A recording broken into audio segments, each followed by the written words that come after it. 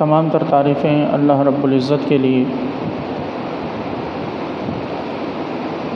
کہ جس نے اس بزم کائنات کو سجا کر اس میں انسان کو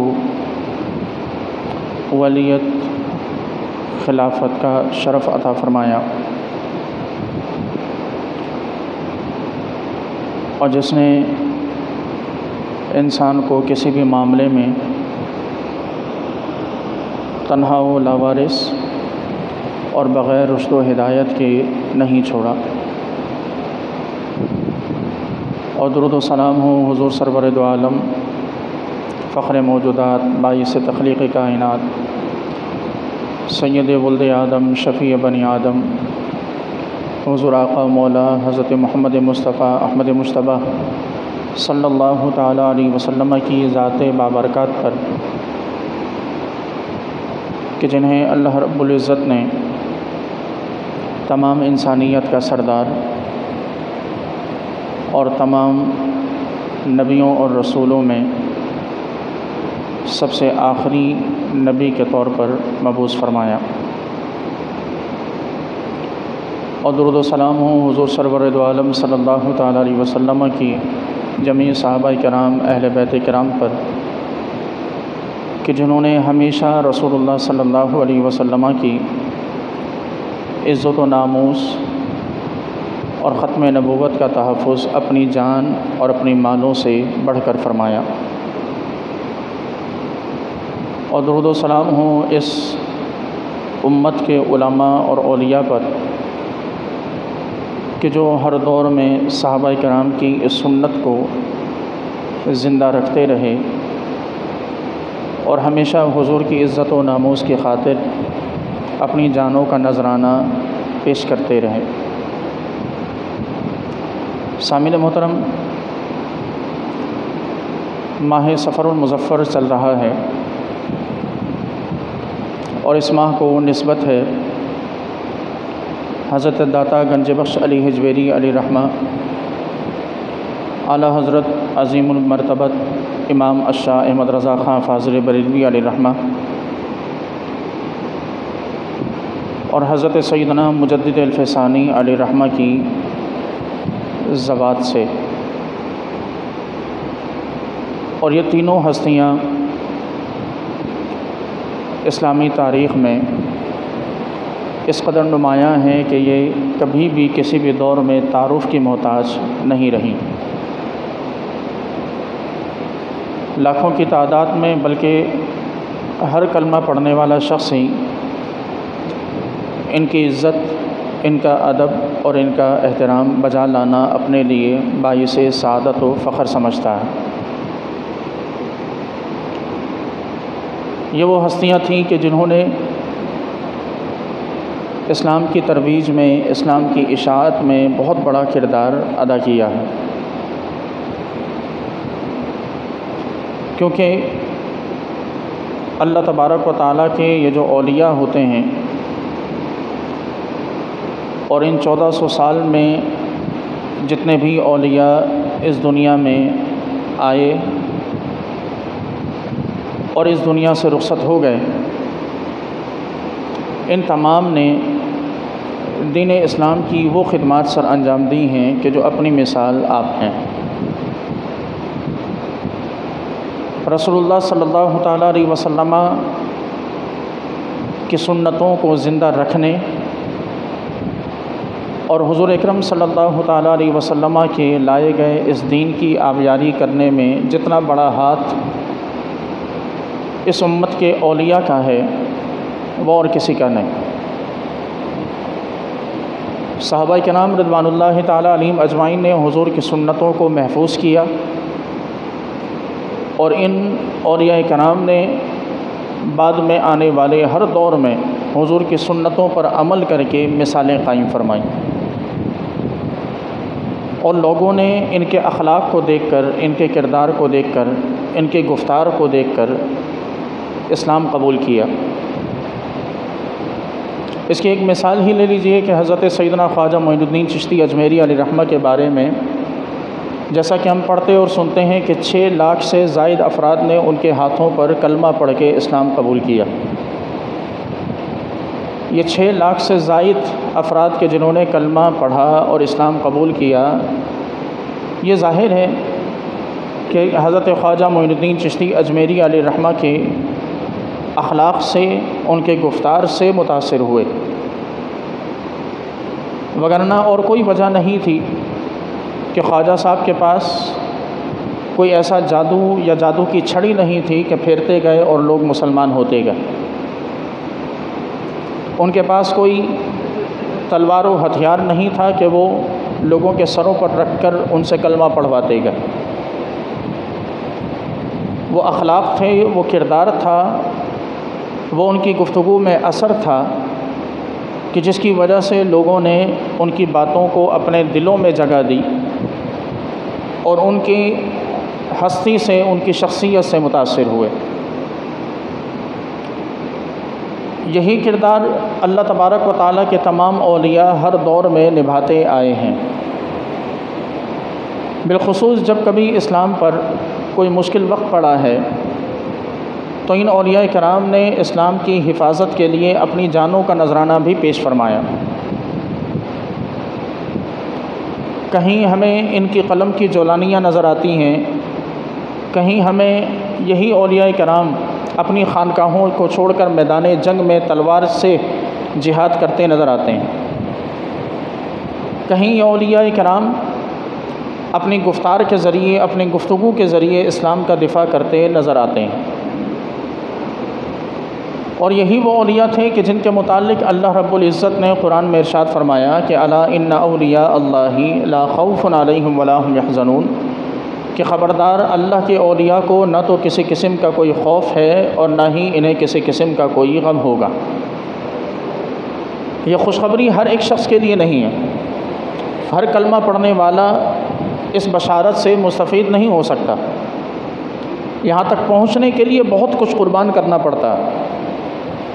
یہاں تک پہنچنے کے لیے بہت سے مراحل سے گزرنا پڑتا، بہت سے امتحانات ہیں کہ جن سے انسان گزر کر اپنے آپ کو اس قابل بناتا ہے کہ اللہ رب کائنات کے اس فرمان کا مصداق بن سکے۔ اس مصداق تک، یعنی اس آیت کا مصداق بننے تک بہت سی ایسی خوبیاں اپنے اندر پیدا کرنی پڑتی ہیں اور بہت سی چیزوں سے اپنے آپ کو دور رکھنا پڑتا ہے کہ جن کو شریعت نے پسند کیا ہو یا ناپسند کیا ہو، اپنے آپ کو اور اپنی پسند اور اپنی ناپسند کو شریعت کے مطابق، دین کے مطابق ڈھالنا پڑتا ہے۔ راہ چلتے بھی یہ خیال رکھنا پڑتا ہے کہ راستے پر چلنے کا طریقہ دین نے کیا بتایا۔ راتوں میں بستر پر لیٹتے وقت بھی یہ سوچنا پڑتا ہے کہ دین اس طرح سونے اور اس طرح لیٹنے کے بارے میں کیا کہتا ہے۔ اپنے گھر میں گفتار سے لے کر دیگر تمام معاملات تک یہ سوچنا پڑتا ہے، یہ دیکھنا پڑتا ہے کہ شریعت کس طرح رہنے اور کس طرح کی بات کرنے کی اجازت دیتی ہے اور کس طرح کے کاموں سے روکتی ہے۔ اپنی نجی زندگی کے جسے ہم آج پرائیویٹ زندگی سمجھتے ہیں، کہ جس میں ہم کسی کی دخل اندازی برداشت نہیں کرتے، اپنی اس نجی اور پرائیویٹ زندگی میں بھی اسلام کی دخل اندازی کو نہ صرف برداشت کرنا پڑتا ہے بلکہ اس میں راضی بھی ہونا پڑتا ہے۔ اور جب انسان اپنا سب کچھ دین کے حوالے کر دے، اپنا سب کچھ اسلام کے حوالے کر دے، اپنی زندگی کا ایک ایک لمحہ اپنے رب کی رضا کے مطابق ڈھال لے، تو پھر رب تعالیٰ کی جانب سے یہ خوشخبری ملتی ہے کہ ایسے لوگوں کو نہ تو کوئی خوف ہے اور نہ اپنے کسی عمل کا انہیں کوئی غم ہوگا۔ اور ایسے لوگ پھر جب دنیا میں لوگوں کے سامنے چلتے ہیں تو ان کے چہروں کو دیکھ کر خدا یاد آتا ہے، ان کے کردار کو دیکھ کر رسول اللہ کی یاد تازہ ہو جاتی ہے، ان کی قربانیوں کو دیکھ کر صدیق اکبر کی قربانیاں یاد آ جاتی ہیں، ان کا عدل و انصاف دیکھ کر عمر فاروق رضی اللہ تعالیٰ عنہ کا عدل و انصاف یاد آ جاتا ہے، ان کی شجاعت، ان کی بہادری دیکھ کر علی المرتضیٰ رضی اللہ تعالیٰ عنہ کی یاد تازہ ہو جاتی ہے، ان کی سخاوت دیکھ کر عثمان غنی کی یاد تازہ ہو جاتی ہے۔ یہ اگر سیاست میں پڑھیں تو حضرت سیدنا ابو بکر صدیق رضی اللہ تعالیٰ عنہ سے لے کر حضرت عمر بن عبدالعزیز رضی اللہ تعالیٰ عنہ تک کی سیاست و حکومت یاد آ جاتی. یہ اگر اصلاح کے میدان میں اترے اور علم کے میدان میں اترے تو حضرت سیدنا عبداللہ ابن مسعود رضی اللہ تعالیٰ عنہ کی یاد تازہ ہو جاتی. یہ حدیث روایت کرنے بیٹھیں تو سیدنا ابو ہریرہ کی وہ حدیث کی روایتیں یاد آ جاتی ہیں. یہ اگر قرآن کی تفسیر کرنے بیٹھیں تو حضرت عبداللہ ابن عباس رضی اللہ تعالیٰ عنہ کی سیرت اور ان کی شخصیت ان کے کردار میں جھلکتی نظر آتی. یہ کسی منصب پر فائز ہو جائیں، یہ کسی عہدے پر اللہ تبارک و تعالیٰ انہیں فائز کر دے تو اپنے اس عہدے میں یہ حضرات صحابہ کرام میں بالخصوص حضرت سیدنا معاذ بن جبل رضی اللہ تعالیٰ عنہ کے اخلاص کا پیکر بنے ہوئے نظر آتے ہیں. اور یہ تمام تر تصویر پیش کرتے ہیں، چاہے وہ ایک 100 سال بعد کے اللہ کے ولی ہوں، 500 سال بعد کے اللہ کے ولی ہوں، 1000 سال بعد کے اللہ کے اولیاء ہوں. یہ جب معاشرے میں نکلتے ہیں تو ان کی سیرت و کردار چیخ چیخ کر کہتی ہے کہ ہمیں دیکھو، ہمارا کردار دیکھ کر تمہیں پتہ چلے گا کہ رسول اللہ کا کردار کیسا تھا. ہمیں دیکھو، ہم تمہیں بتائیں، ہماری گفتار دیکھو، ہماری سچائی اور ہماری گفتار میں حقانیت کو دیکھو تو تمہیں پتہ چلے گا کہ رسول اللہ صلی اللہ علیہ وسلم کوہ صفا پر کھڑے ہو کر دین کی تبلیغ کیسے فرمایا کرتے تھے. تم ہمیں دین کی تبلیغ کرتا دیکھو تو تمہیں سمجھ آئے کہ رسول اللہ صلی اللہ علیہ وسلم نے دین کی تبلیغ کیسے فرمائی تھی. یہ اپنے تمام تر معاملات میں حضور کی صفات کا مظہر اور حضور کی صفات کا پیکر بن جاتے ہیں. اور جب ایسے ہو جاتے ہیں تو پھر رب فرماتا ہے، اور ان کا ذکر اللہ تبارک و تعالیٰ قرآن میں فرماتا ہے، اور ان کے متعلق رب ارشاد فرماتا ہے کہ وَعِبَادُ الرَّحْمَنِ الَّذِينَ يَمْشُونَ عَلَى الْأَرْضِ هَوْنًا. اللہ کے بندے تو ہیں ہی وہ کہ جو زمین پر بڑی عاجزی سے چلتے ہیں. وَالَّذِينَ يَبِيتُونَ لِرَبِّهِمْ سُجَّدًا وَقِيَامًا. جن کا حال یہ ہے کہ جن کی راتیں اپنے رب کی یاد میں، سجدوں میں اور قیام کی حالت میں گزر جاتی ہیں. آج ہم نے ولایت کا معیار ہی کچھ اور سمجھ لیا. آج ہم نے ولایت کا جو اسٹینڈرڈ تھا کہ جن کی صورت اور سیرت دیکھ کر حضور کی یاد تازہ ہو جائے، آج ہم نے وہ ولایت کے اسٹینڈرڈ کو بالکل الگ سمجھ لیا. نام نہاد بابا، ہر گلی کوچے کے کونے پر بیٹھے ہوئے مختلف قسم کے ناموں والے باباؤں نے اللہ کے اولیاء کی جگہ کو لینے کی کوشش شروع کر دی. اور ہم ولایت کے نام پر بے وقوف بنتے ہوئے ہم نے اپنا سب کچھ ان کے ہاتھوں میں دے دیا.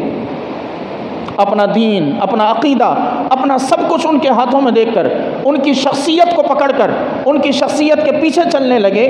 دین کو ہم نے کوئی اسٹینڈرڈ نہ سمجھا، بلکہ اپنے ان باباؤں کو ایسا اسٹینڈرڈ سمجھ لیا کہ وہ اگر کہیں بہکے تو ہم ان کے پیچھے بہکتے چلے گئے. انہوں نے اگر دین کے خلاف کوئی بات کر دی تو ہم نے دین کے خلاف کی گئی بات کو یہ نہ سوچا کہ یہ قرآن کے خلاف ہے، اس بات کو چھوڑ دیا جائے. ہم نے صرف یہ سوچا کہ فلاں نے کہا ہے تو اس لیے صحیح ہی ہوگی. پھر قرآن کچھ کہتا رہے، پھر حدیث کچھ بتاتی رہے، پھر ہمارا اسٹینڈرڈ چینج ہو گیا. یہ وہ ولایت نہیں تھی کہ جو ولایت جس کا اللہ تبارک و تعالیٰ نے قرآن میں ذکر فرمایا. یہ وہ رب تعالیٰ کی دوستی نہیں ہے کہ جس کا ذکر قرآن میں ہوا ہے. یہ اللہ تبارک و تعالیٰ کا وہ قرب نہیں ہے کہ جس کا ذکر حضور نے احادیث میں فرمایا. یہ اللہ تبارک و تعالیٰ کا وہ وصل نہیں ہے، یہ رب تعالیٰ کا وہ قرب نہیں ہے، یہ رب تعالیٰ کی وہ پسندیدگی اور رضامندی نہیں ہے کہ جو ہمیں قرآن و سنت میں جس کا ذکر سننے اور پڑھنے کو ملتا ہے. یہ تو محض لوگوں کے جذبات سے کھیلنے اور دین کو کھیل تماشا بنانا. آپ دیکھیے کہ رسول اللہ صلی اللہ تعالیٰ علیہ وسلم، حضرت عائشہ صدیقہ رضی اللہ تعالیٰ عنہ فرماتی ہیں، سنن ابو داؤد شریف کی حدیث مبارک ہے، حضرت عائشہ فرماتی ہیں رسول اللہ صلی اللہ تعالیٰ علیہ وسلم کے پاس جب خواتین بیعت کے لیے آیا کرتی تھیں، کیونکہ آپ تو نبی تھے اور آپ معصوم ہیں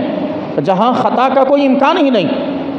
حضرت عائشہ فرماتی ہیں کہ حضور کی بارگاہ میں جب خواتین بیعت کے لیے آیا کرتی تھیں، آپ صلی اللہ علیہ وسلم نے زندگی میں کبھی بھی کسی بھی اجنبیہ خاتون کا ہاتھ اپنے ہاتھ میں لے کے بیعت نہیں کی، باوجود اس کے کہ معصوم ہیں، باوجود اس کے کہ وہاں غلطی خطا کا کوئی اندیشہ ہے ہی نہیں. باوجود اس کے کہ وہاں شیطانیت کا کسی قسم کا امکان ہی نہیں ہے، لیکن اللہ کے رسول کبھی کسی عورت کو اس کا ہاتھ اپنے ہاتھ میں لے کر بیعت نہیں فرماتے۔ آپ آج دیکھ لیجئے کہ ہم نے کن لوگوں کو اپنا پیر بنایا ہوا ہے، ہم کن لوگوں کے پیچھے چلتے ہیں، ہم نے ولایت کا اسٹینڈرڈ کیا سمجھ لیا۔